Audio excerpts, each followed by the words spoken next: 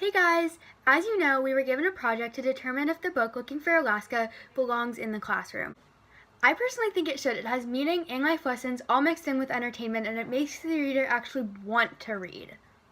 Yes, it has profanity, smoking, alcohol, and sex, but we've also been exposed to it, and it really shouldn't be a big deal. Despite this, I think it still belongs in the classroom, and here is why. Reason number one. In Looking for Alaska, all the kids smoke. Some might argue that John Green encourages smoking, but I would say otherwise. Alaska says, "Y'all smoke to enjoy it, I smoke to die," page 44. She clearly acknowledges that she knows the risks and that it will result in death eventually. Another way Green discourages smoking is when they are doing the prank. Pudge and Takumi light off firecrackers to distract the eagle, and they run as fast as they can so they don't get caught. When they are running, Pudge thinks to himself, "I ran like a cheetah." Well, like a cheetah that smoked too much, page 105.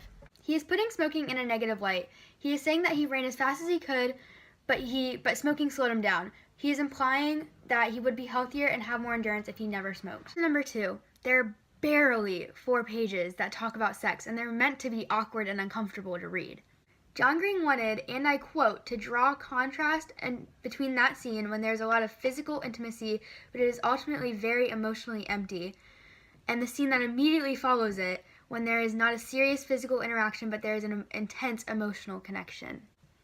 So basically what he's trying to indicate with that sex scene is that being physically close does not mean emotionally close. Anyone can tell that he is trying to argue against sex, not necessarily for it.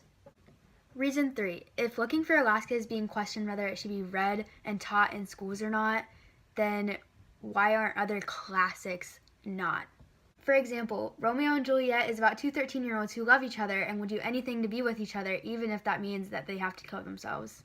In that book, there is drugs, sex, and murder, but no one questions it because it's Shakespeare and no one understands. Another book that could be questionable would be Animal Farm. This book is about how pigs take over their farm and brutally murder their friends.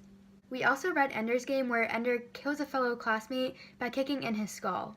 And what about To Kill a Mockingbird? With rape, racial slurs, and intolerance. Looking for Alaska has an adult theme and profanity, but that's it. The other books we've read, the classics, have lots of violence, racial intolerance, communist ideals, and gang wars. So why are those books any better? I personally think this is a great book and should be read in all schools. It is very relatable and I loved reading it. It kept me on my feet and entertained me, unlike Frankenstein or the Island of Dr. Moreau. It is current and it's about people of our age and in our time period, and it gives them problems and issues that any of us could face. I approve this book, and I think that all students should be able to read this and they will greatly appreciate this work.